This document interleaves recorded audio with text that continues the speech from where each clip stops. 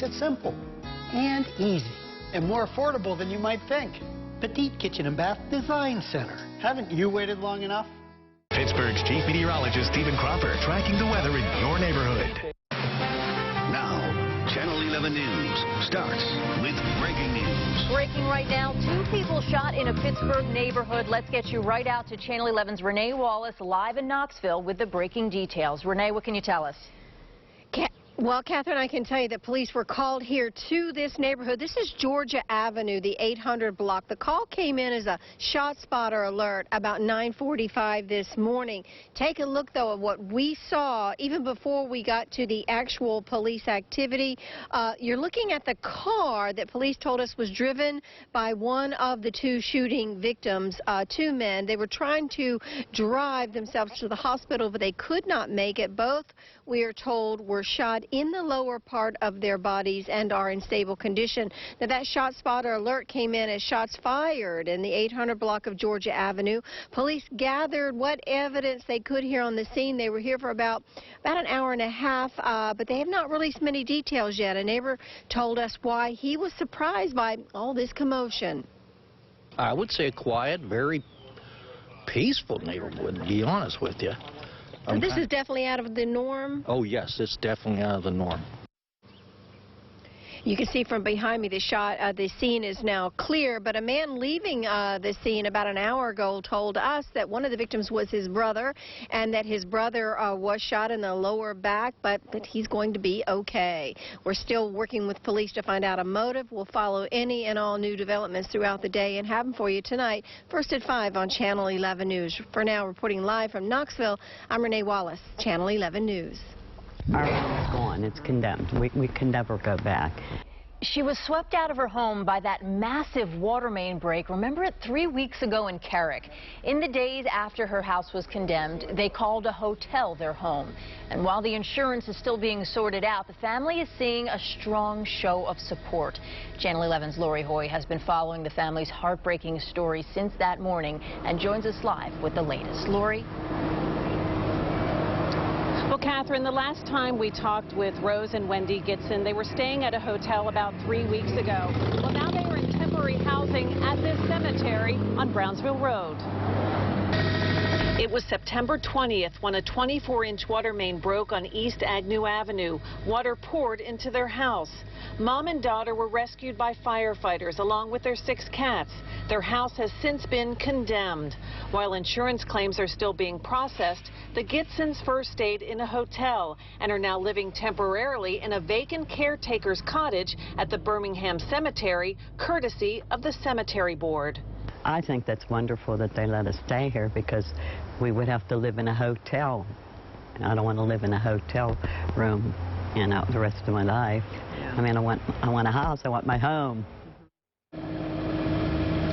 And Rose hopes to be in a permanent home by the holidays. I'll have that part of the story tonight at 5. Reporting live from Carrick, Lori Hoy, Channel 11 News. And we certainly hope that happens for her. Lori, thank you. We have new information on this devastating head-on crash in Beaver County. The scene is just awful. Overnight, state police told us 1 person was killed. Chopper 11 over this mangled mess yesterday on Lincoln Highway in Green Township. Now, police overnight told us Timothy Williamson of Wellsville, Ohio, was killed. He was just 33. His SUV was hit when police say another SUV crossed the center line, the other drivers being treated for serious injuries. We hope to learn more today about a chaotic scene in Turtle Creek where at least 1 person was rushed to the hospital. There were 2 crime scenes in all this. The first one on Stewart Street, where we saw at least a dozen evidence markers and a pickup truck with some damage. It kind of looked like right here, looked like it crashed into a parked car. Neighbors told us they heard shots fired.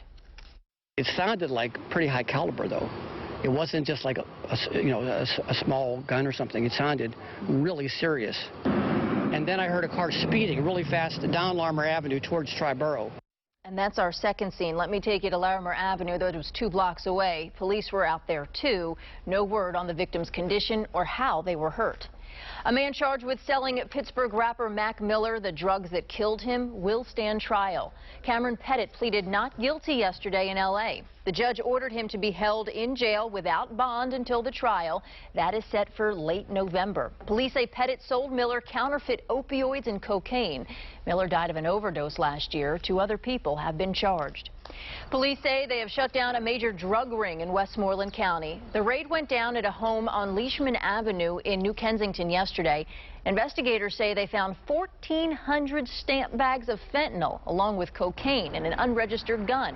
4 people now face charges. Police say they also watched 2 women buy drugs from the home hours before the raid. They were also arrested. A big warm-up today with a cool down and rain for the weekend, but it's not a washout. Meteorologist Danielle Dozier is tracking all of it in Severe Weather Center 11. It's not all rain. It's not all rain all the time, No. So that's good news there for your weekend plans. And enjoy today, really. Lots of sunshine out there. And I wanted to first start with a look at our visible satellite and show you a couple of different features that are going on across the country and really off the coast of the country. Take a look at that swirl that's off of the east coast. Look at that. I'm going to point it out for you. It looks like a cinnamon bun right here. Watch it. Those are the clouds that the instrument in outer space is detecting, and that is what we're calling now Melissa. That is a named storm as that spins, really bringing rain and wind. It's a nor'easter, but has some tropical characteristics, so they gave it a name, and it's impacting New England. And then here we have all the clouds off to the west, and those are associated with our next weather system. So we're in between 2 different weather systems, and we've got some fantastic weather to boot. Upper 60s to near 70 degrees right now, and if you're out and about this afternoon, maybe you're walking the dog, it's going to get up to about mid-70s today, and then we'll build in some clouds later on this evening. Overnight tonight, rain will move in. I want to show you the timing of that rain. I'll do that in my Severe Weather Team 11 forecast coming up. Sounds good, Danielle. We'll see you then. Right now, the former U.S. ambassador to Ukraine is being questioned by Congress behind closed doors. NBC's Alice Bars has the latest on the impeachment inquiry. After some dramatic uncertainty, a key State Department official appears for a closed-door deposition, despite White House claims it would not cooperate with the impeachment inquiry. That official, Marie Yovanovitch, was abruptly pulled from her post as U.S. ambassador to Ukraine in May, after reportedly clashing with Trump administration insiders. Lawmakers are also set to hear next week from Gordon Sondland, the U.S. ambassador to the European Union. The State Department ordered him not to appear for a deposition this week, but he's now been officially subpoenaed, and his attorney says he is going to talk. Last night, at his first campaign rally since the impeachment probe began, President Trump railed against the Democrats leading it. The Democrats' brazen attempt to overthrow our government will produce a backlash at the ballot box, aiming his sharpest attacks at rival Joe Biden. I'd love to run against him, to be honest. Anybody like that, if you can't beat him in a debate, you got a big problem, folks. This just hours after 2 potential witnesses in the impeachment inquiry, both associates of President Trump's personal lawyer, Rudy Giuliani, were charged with illegally funneling campaign money to help the president. Giuliani's been involved up to his neck in this entire mess. Lev Parnas and Igor Fruman were arrested at the airport with one-way tickets out of the country. The charges aren't directly related to the impeachment probe, but Giuliani has previously said both men helped him encourage Ukraine to investigate the Bidens. Alice Barr, NBC News, Washington. President Trump will be in Louisiana tonight, scheduled to speak at a rally for Republican candidates for governor. Well, we thought we'd be closer to knowing what's next with the old Civic Arena site, but unfortunately this afternoon we're not. The Urban Redevelopment Board was set to vote on the issue yesterday, but they decided not to after Hill District residents said they didn't get enough time to review the plans. Those plans include more than 200 housing units, and 20% of them would be affordable housing. They're also supposed to have a parking garage and a mixed-use venue. We would appreciate it if we were invited to rooms before the deals were done or proposed to have deep dive conversations, to challenge the normal way of doing things, right? And also to get what we deserve. This is also part of that process, right? You guys showing up here today to talk to us about the decisions that we are entrusted to make is an essential part of making sure that this all works in some way. As you can see there were a lot of passionate people at that meeting. We will certainly let you know as soon as we find out when they will try to vote again. Charges have been filed against a teen accused of taking a gun onto school property. According to police paperwork we got overnight, Jason Owens was outside the Urban Pathway School yesterday when the gun fell out of his pocket. The 18-year-old is charged with possession of a weapon on school property. A lot of questions this afternoon about the Pittsburgh surgeon arrested in Texas in a child predator sting. This is Dr. Sean Robinson from Pittsburgh. He was in Houston for his fellowship. Robinson and 7 others right here on your screen were arrested as part of a crackdown on online predators targeting children. Undercover officers talked to the suspects online posing as minors. And take a look. This is video of Dr. Robinson's arrest in Harris County, Texas. And here in a second, right there, you'll see his medical ID badge and his white coat. He is out on bail this afternoon. A wildfire burning north of L.A. exploded in size overnight. It's called the Saddle Ridge Fire, and it broke out last night. But that's just part of the problem in California right now. NBC's Gotti Schwartz has the latest on the spreading inferno. Overnight, a desperate firefight to save homes all across Southern California. With no stopping the flames, it tore through neighborhoods fueled by powerful winds, forcing hundreds near Los Angeles to evacuate, including animals, pets, and livestock. Where the wind's blowing so bad that the smoke is right over my house. These are the kinds of wind gusts California power companies say they feared. And from the northern wine country to Southern California's mountains and coasts, fire crews are on high alert. In an unprecedented move, power has been shut off to an estimated 2 million customers. Utility companies say they're trying to prevent the kind of raging infernos that burned more than 13,000 homes last year in Paradise, California, and killed 85 people. The state's largest utility, Pacific Gas and Electric, defending the move. We simply could not continue to run parts of this system given the risk to public safety. For those living without power, frustration. I can't help but think maybe it's an overreaction and maybe a little payback for people criticizing PG&E for every fire that starts. Businesses worried about their bottom line. We're looking at upwards of $20,000 in terms of loss, anything perishable. Others concerned about their health. This is not an inconvenience for us. It's life and death. But even with those drastic shutoffs, the threat of wildfire is unrelenting. The winds are expected to die down a little bit later on today, but it is going to be an extremely long fight for all these firefighters. Guys, back to you.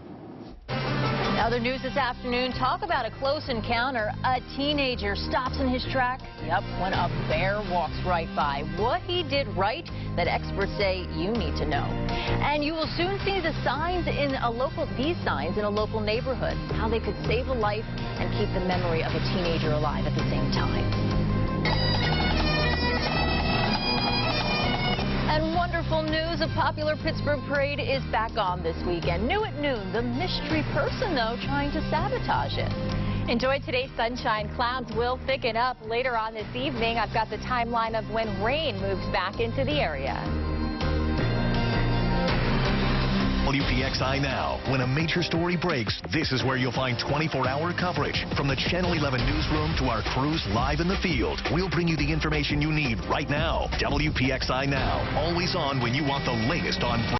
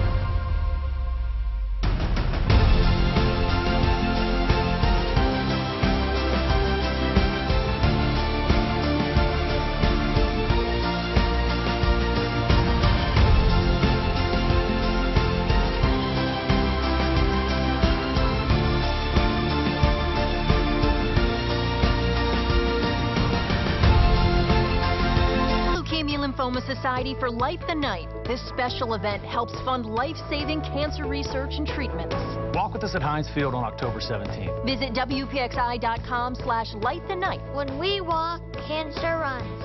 Pittsburgh's Chief Meteorologist Stephen Cropper tracking the weather in your neighborhood.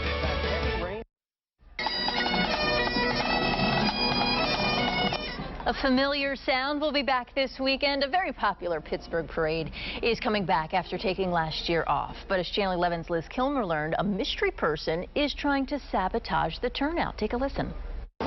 Organizers hung up signs noting the parade route this morning. They say it's really important to let folks know the parade's happening, considering someone sent out phony flyers claiming it was canceled.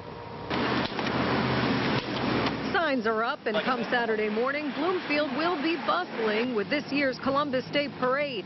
Back on after taking last year off when one of the organizers passed away. But now this year, someone is trying to claim it's canceled yet again, mailing this phony flyer to businesses and residents, claiming that Columbus Day is an offensive holiday, and so plans are off. Well, it's kind of bold. We're going to find out who it is and why. You know, everyone has their reasons. And again, there's always pros and cons about anything. But as long as Columbus Day is a national holiday, we'll continue practicing a parade. And you can hear what residents have to say about this letter in a report I'm working on for 5. In Bloomfield, I'm Liz Kilmer, Channel 11 News. All right, Liz, we'll see you then. The EPA wants to make big changes in the way we test for lead in our drinking water, and it would be the first overhaul in nearly 20 years. The proposal has been in the works since 2010 to more reliably identify lead in our water. Now, the EPA called it a major milestone, but some critics say we need to do more to remove the lead, not just identify it. Perhaps they work hand in hand. PWSA is in the process of replacing all lead pipelines in the city. It was ordered by the state. Federal health officials are investigating more cases of vaping-related illnesses. According to the CDC, it's not getting any better. 1,299 confirmed and probable cases have been reported. That's an increase of more than 200 cases from just last week. Also, 7 deaths have been reported, including one right here in Pennsylvania. The majority of the patients are men under the age of 35 right now and have reported vaping THC. A bear scare in Washington State. Come over and look at this video. Look at how close this bear gets to this hiker. And animal experts say that guy did the right thing. You see that? Didn't move at all, and then the bear just took off. Now, that is something that goes against our classic instinct, right? We want to run. But Steve McCarron has more on the close encounter. My legs were shaking. I'm like, I don't know what to do. I'm so scared. For 30 heart-pounding seconds. Okay, wait. Jasmine Bartley says she stood frozen as she watched a bear wander up to her teenage brother as their family hiked on a trail not far from Myrtle Falls. Jason, stay still. The bear gets dangerously close, then turns and continues down the hillside.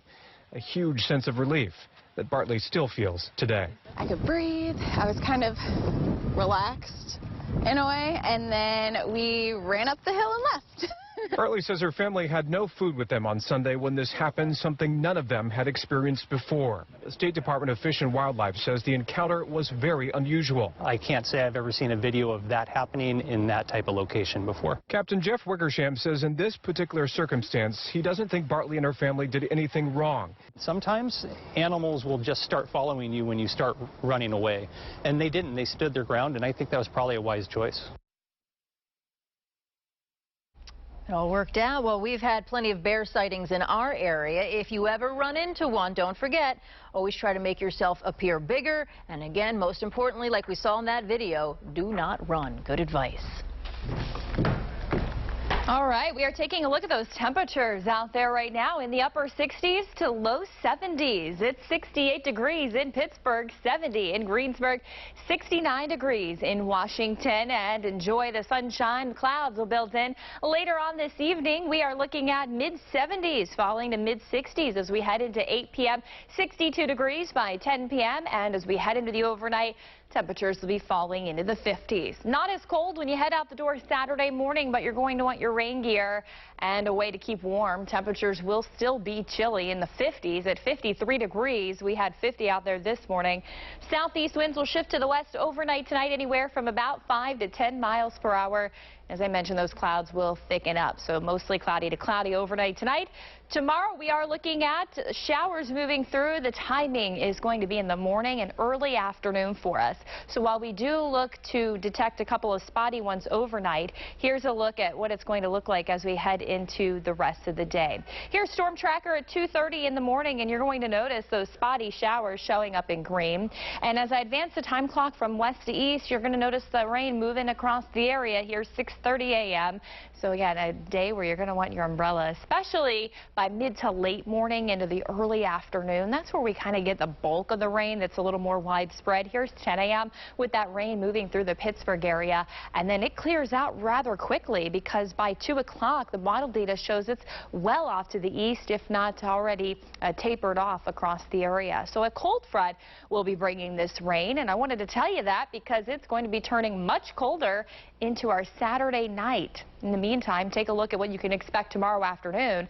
Temperatures will generally be in the 50s. We'll touch about 60 degrees in Pittsburgh, but I am expecting that we have these temperatures hover in the 50s through a good part of the day because the cold front will usher in that cooler air, also the cloud cover and the rain out there. So expect 50s through a good chunk of your day. Here's a check of my 5-day forecast with your weekend always in view. And the pick day to get outside is Sunday. That's when we're going to have pleasant conditions, low humidity, plenty of sunshine, and temperatures in the mid-60s. Tonight, we are looking at 50s, but check it out. By Saturday night, down in the upper 30s. And as the winds lighten up, we could even be detecting some frost out there. And then Monday and Tuesday of next week, the sunshine looks to continue. Temperatures will be going from low 60s on Monday into the upper 60s by Tuesday, with lows generally in the 40s. Stick around in the next half hour. I'm going to take a closer look at what is bringing in the rain this weekend, as well as an active weather pattern beyond Tuesday. I want to show you what's setting up around the corner. Catherine? Oh boy, we'll be watching, Danielle. Thank you. All right, what about this one? Does the toilet come to mind when you think of the germiest place in your house right now? Turns out the toilet's not so bad, but you may want to look twice at your coffee machine. Yep, that homegrown germ story ahead. And a Christmas parade, well, it's keeping its name. Why a mayor reversed her decision days after the announcement. Next.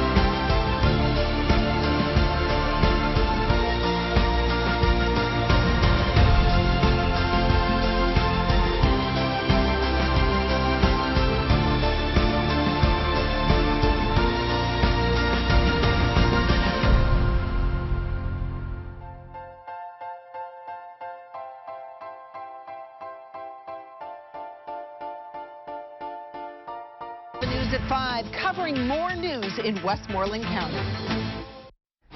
Welcome back. Your time, 12:24 on this Friday afternoon. The mayor of Charleston, West Virginia, is backtracking on her plan to rename the town's Christmas parade. She announced her plan to rename the Christmas parade the Winter Parade, and that set off a firestorm. There were hundreds of comments on the town's Facebook page, so the mayor decided to stick with Christmas. The most surprising to me was the hateful comments. This is an inclusive community. There should be nothing hateful about that. Church groups who protested say it's simple. Quote, you can't take Christ out of Christmas. Remember when that food truck caught on fire on the Parkway 2 months ago? Look at this scene. That was during rush hour. The truck belongs to Revival Chili, and now they're going through a revival, you could say, trying to get back on the road. That's why the community held this fundraiser last night in Wilkinsburg. Look at this. Boy, I need lunch. Where they already raised about $10,000 for a new truck through GoFundMe. Now they're aiming to get another $5 grand. Just being able to see how much people, wanted that and what they were willing to help us do was just unbelievable. Great community effort there. A portion of the proceeds from the fundraiser will go towards the new truck. Tough story here. A teen hit and killed by a truck, and years later, she is still making a difference. There was a few roadblocks, but now it's like a reality. It's wonderful. It's good to hear how her name is saving lives. Also still to come, we've got an active weather pattern shaping up in the extended forecast. I want to show you that and how much rain we're expected to see. Severe Weather Team 11 on Channel 11 News now brings you the 7-day forecast on your screen all the time. During all of our weather reports, you'll see the forecast for the next 7 days on your screen. With nearly 70 years of forecasting Pittsburgh weather, And that pattern's going to continue. no one has more weather knowledge than Severe Weather Team 11. Just in time for the morning And rush. now you don't have to wait for the 7-day forecast. Westmoreland County. Watch Severe Weather Team 11's 7-day forecast on Channel 11 News every day.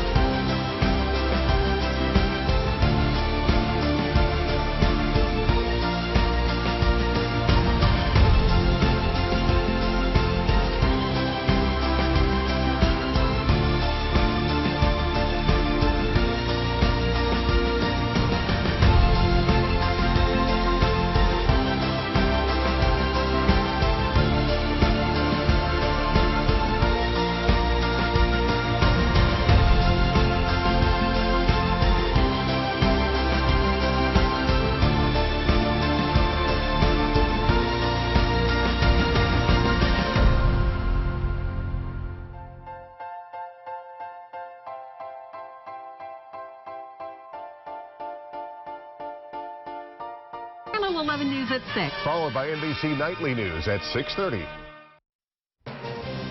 Breaking on Channel 11 News at noon, charges have been filed against the son of a woman found dead inside a New Kensington home with nearly 24 cats. Do you remember this story? Not too long ago we talked about this. According to the new criminal complaint, Robert Hawk said his mother died 2 months before she was found in August. 2 months. Police say he didn't report it so he could keep cashing her Social Security checks. Now, we are digging through that police paperwork right now. This is how they had to go in after all the cats and, of course, that poor woman. We will have more tonight on Channel 11 News starting at 5. Now, you may notice these signs popping up in McKeesport. They're all to honor a 14-year-old girl who was hit and killed by a dump truck in 2014. Her name is Allison Higdon, and she was walking near the intersection of Eden Park and O'Neill Boulevards when she was hit. But now her memory and spirit live on through these signs. They're warning drivers in the area to look, listen, and yield. The Alley's Rules sign stems from a school curriculum that her family started, teaching students to be careful while crossing streets. It's tough, but it's comforting, too, to know that people remember. We remember, and they are living on her memory. Family is now looking for donations or sponsors to post even more signs around the city. Well done. A jury in Fayette County found a man not guilty of murder. Very emotional here yesterday. Investigators said Chris Shellhammer shot and killed Michael Henrick in Masontown. Shellhammer says he met a woman on a dating app and then went to her home. He says her ex-boyfriend confronted and started beating Shellhammer, and that's when he shot him in self-defense. Police in Johnstown are warning families about candy laced with drugs. Here's what it looks like on your screen. Officers arrested a man with marijuana in his car, and the investigation led them to this storage unit. And that's where they say they found this candy that was laced with THC. The edibles were disguised as Nerds candy. Officers also found cocaine, heroin, fentanyl, and other drugs. The plan to redevelop the Century 3 Mall took a big step forward. The owner has agreed to revise the plans, and the West Mifflin Borough attorney calls that a step in the right direction. Channel 11's Rick Earl explains how it could get the owner out of bankruptcy. After complaints that the redevelopment plan for the mostly vacant Century 3 Mall lacked detail, the owner has now revised the plan to include, among other information, a market study outlining potential uses for the property. Council and the mayor have heard from many citizens. We are protecting the public's interest. Phil DeLucente is the solicitor for West Mifflin Borough. One of the creditors owed more than $200,000 in back taxes. At this juncture, we want to see the complete plan, and we will definitely express through bankruptcy counsel to the Honorable Federal Court what our position is with regard to everything. Century 3 opened 40 years ago and last year filed for Chapter 11 bankruptcy protection. The owner now wants to build a mix of commercial, residential, office, and entertainment venues on the property. Sears had objected, claiming the company still owes them more than $4 million. But a deal with Sears is reportedly in the works. The company still needs approval from the bankruptcy courts. DeLucente says borough leaders are anxious to see the property, where JCPenney still operates a store, vibrant once again. West Mifflin Borough Council, the mayor, have moved this borough forward in the last 8 years like never before, and so we're very pleased once again to have potentially a successful outcome. We'll keep following it. A court hearing on the revised plan is set for December. Now, Rick tried to speak to the attorney for the mall, but he was not available to comment.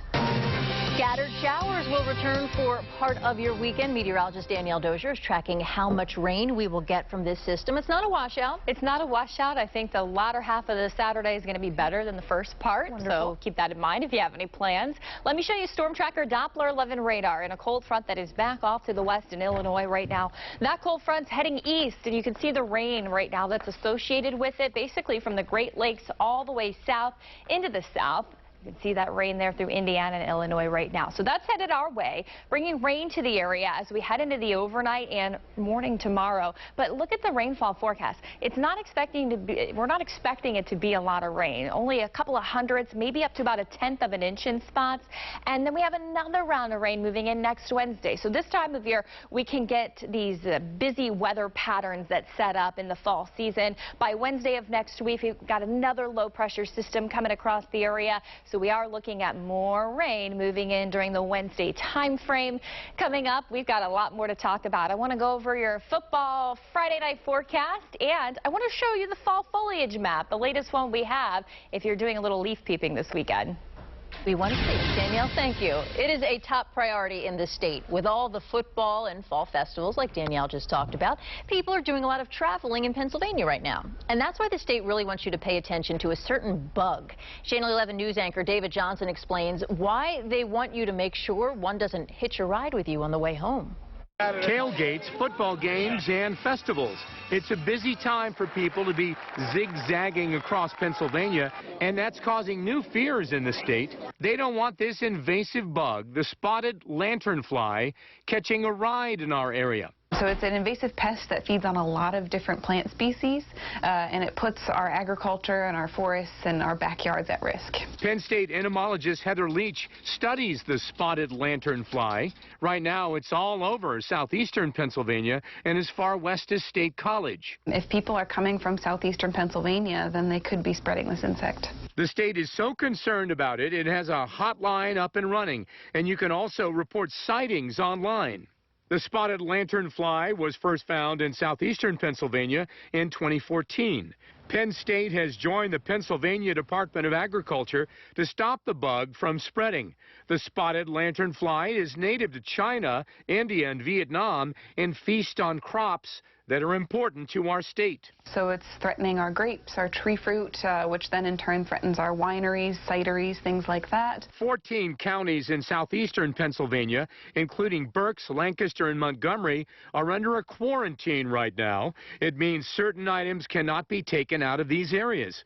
The state also has started a Look Before You Leave campaign, encouraging people to check cars and trucks so they don't accidentally give one a ride outside the quarantine. That's how they think the spotted lanternfly got as far as Center County last year. One of the first tailgate home games for Penn State, and a kid found a spotted lanternfly and brought it. David Johnson, Channel 11 News. Very interesting. You have to think everything. We have a lot more about the spotted lanternfly and the state's efforts to keep it from spreading. Just go to our website, WPXI.com. All right, can you guess what place in your house has the most germs? Here's a clue. It's not the toilet. That's concerning. Up next.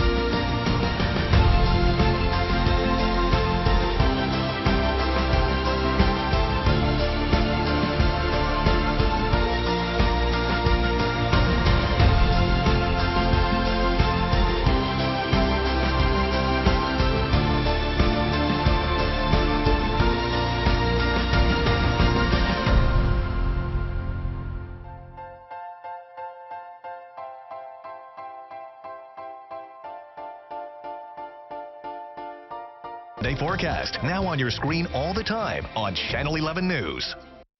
Well, you think you know the dirtiest place in your house right now? Well, you might be very wrong. Here is a look at the germs you should be tackling. There are germs lurking everywhere in our homes, from the kitchen to the bathroom, but exactly what should we be cleaning and how often? Well, in the bathroom, don't just focus on scrubbing the toilet. It's actually cleaner than you may think. According to microbiologist Charles Gerber, if you want to cut down on bacteria in the rest of the room, make sure you close the lid before you flush. Waste matter can get tossed several feet in the air, which means your toothbrush, makeup, even towels could get hit.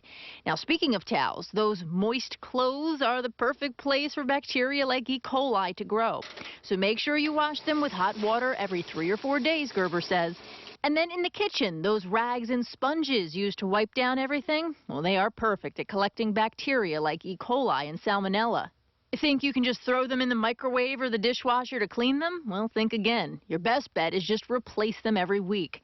And surprisingly, water reservoirs like the ones in your coffee machine, well, they are the germiest places in the kitchen, according to the National Safety Foundation. Be sure to check the owner's manual on how to clean them monthly. That's awful. 2 more germ catchers for you. Kitchen sinks, everything goes into there, it's all slopped into one place, and your cutting boards, also a hotbed for germs. Wash them both with hot, soapy water, especially after handling the meat and poultry. Good luck. I hope you're not eating lunch. So how does an $800,000 payday sound? Pretty good, right? Well, the couple found out it was too good to be true. Up next.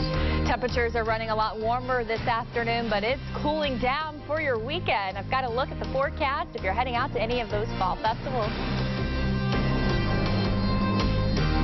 You're streaming WPXI now. Your source for breaking news, weather, and original local shows. Amazing people are having a big impact all over rural America. Small town, big deal. Weekdays at 2 p.m. on WPXI.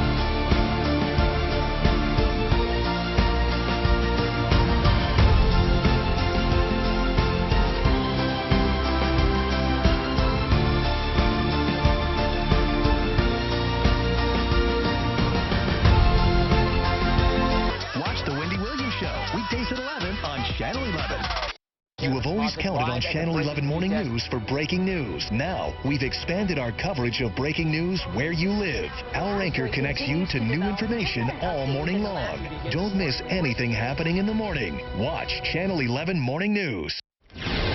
Welcome back. The promise of an $800,000 payday would make any of us perk up. But one couple found out it was too good to be true. Our consumer advisor Clark Howard has a warning about criminals promising free money from the government. This has been a problem for years. Crooks email you, call you, or text you and tell you Good news! You've won a new federal grant. The problem? It's phony, and you end up losing a lot of money. A Facebook message from an old friend in Florida wasn't unusual for Terry Duffy. So she was intrigued a couple of weeks ago when he gave her the name Mark Williams, who he said could help her get a government grant. So I text Mark Williams, and my name was on the list. Via text, he told her the grant was through the Federal Economic Development Agency. If she deposited $17,500 in his Chase account, she'd get an $800,000 check in return. I negotiated down that we would deposit $8,000. Once I got $800,000, I would put the other $9,500. But when she got to the bank with her husband, the account had been restricted. They immediately cut ties with the crook, and Terry contacted Team Clark, who told her to find out if her friend's Facebook page had been hacked. Lo and behold, we found out it was. In 2018, over 6,000 people filed complaints with the FTC about government grant scams. Many of them lost thousands. Here's what you need to know to avoid getting taken. If you didn't apply for a grant, you're not getting a grant. Don't ever pay money for a free government grant. Know who you're talking to because the fraudsters are tricky. I'm Clark Howard. And you can find more from Clark Howard on our streaming app. Just search for WPXI on Roku, Amazon Fire, and Apple TV. Always great advice. A Pennsylvania community is coming together after a video showing two men dumping garbage went viral. Take a look. It was taken near Shamokin in central PA. That's more than 18,000 views on YouTube, and you can actually hear the guys arguing with the man behind the camera. This don't look like your first picnic. This is where I have picked to raise my son and to start my family, and if this is where I am going to raise my family, I need to take care of it. Taking a stand. This illegal dumping is sparking change. Residents are organizing a community cleanup for next weekend. Closer to home, Penn Hills continues its push to crack down on illegal dumping. More video here. We showed you this earlier this year from the township's hidden cameras. Since July, 4 men have been charged. Township officials say they have more hidden video too, and they plan to release it soon and file charges. Your severe weather Team 11 forecast. Well, good afternoon. Taking a live look outside from our airport camera. We do have plenty of sunshine, just a few high-level clouds and sunshine. If you wanted to go out and about and do a little leaf peeping here today, looks fantastic. We are already starting to see those leaves change, and you can see the legend here. So we are nearing peak, which means within about a week or so, we should be there with a lot of those leaves already red and orange and yellow, and really just fantastic weather. Kind of already at peak, though, across far northern Pennsylvania, if you want to take a drive there. And last weekend, I was actually down in West Virginia and in the forest, the Monongahela forest down there, and the leaves are just fantastic. Really beautiful colors if you wanted to drive there. Here's a look at the forecast in the meantime for tonight. If you are heading to any of those high school football games, temperatures will be cooling tonight after we get some clouds in here and the sun goes down. Looking at about 53 degrees, mid-40s through 11 p.m. I actually think we're going to thicken up the cloud cover. And you can see overnight tonight, we're all in the 50s. So it was 50 this morning, to put it in perspective, in Pittsburgh. So about 53 tomorrow morning. Not quite as cool, but cool enough for a jacket. 52 in Washington tonight, 58 in Uniontown. So a little more milder down to the south. And that is because we have a system coming through, a warm front.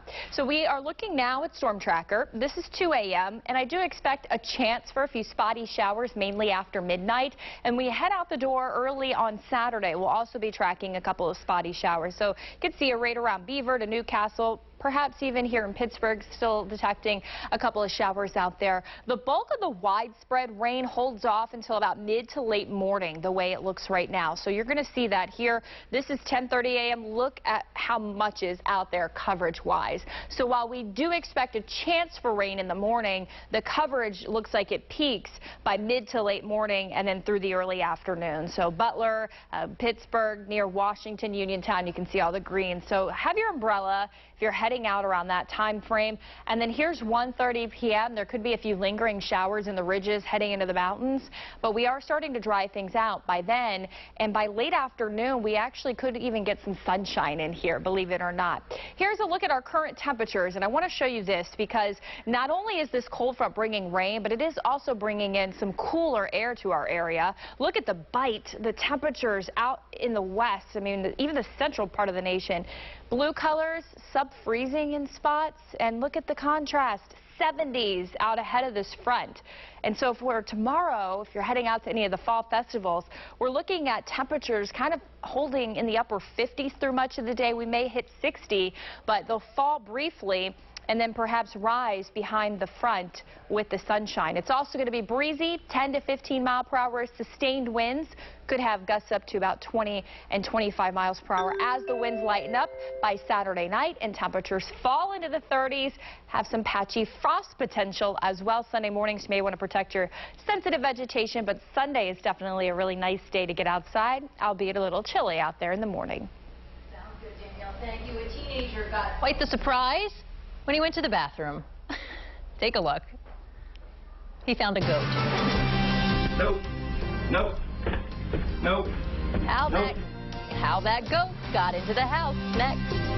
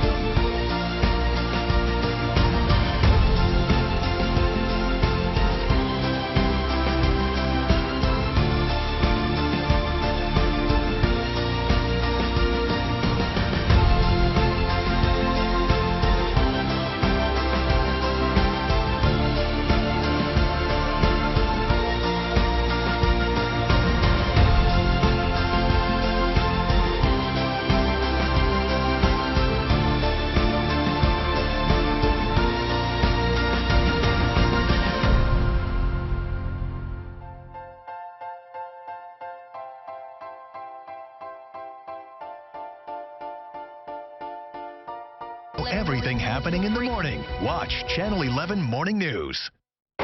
Welcome back. Here's a word of advice. Don't fall for misleading house flipping seminars. That's the new message from a government agency.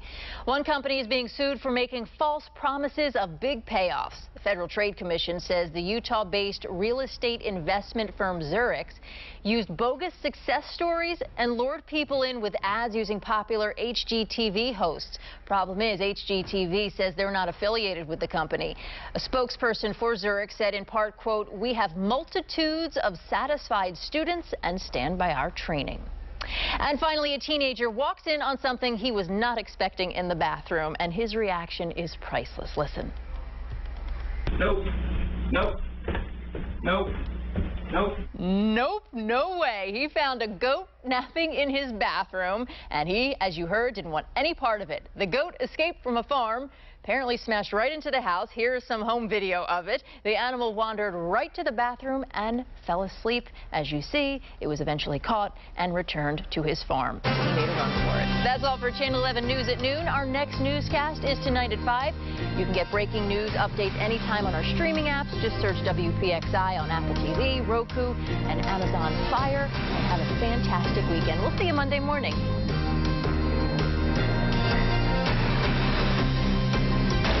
Channel 11 News at 5, when you want news from where you live. This is Take 5, highlighting Western Pennsylvania's most innovative and successful businesses. Hello and welcome to Take 5. I'm Heather Havira. Today I'm joined by Teresa Gaspard, Special Events Manager at the Pittsburgh Zoo and PPG Aquarium. Teresa, many people know and love the zoo. Their families enjoy visiting and seeing the animals and also attending those special events. But you're here to chat about your conservation efforts. I understand that you are dedicated to the conservation of endangered and threatened species around our globe. What kind of conservation work is the Pittsburgh Zoo and PPG Aquarium involved with? We're involved in every facet of conservation, from directed species and habitat